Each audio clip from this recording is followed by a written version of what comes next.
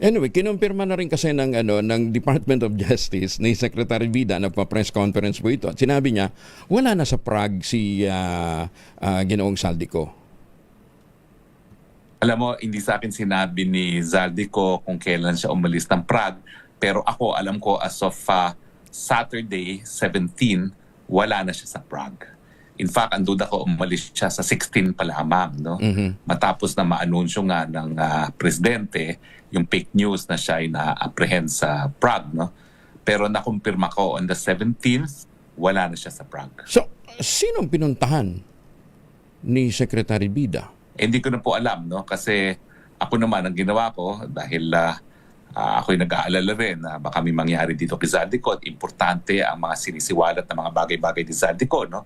Siya talaga yung kaisa-isang whistleblower na nagsabi na ang presidente natin ang mastermind ng lahat ng korupsyon dito sa Pilipinas. No?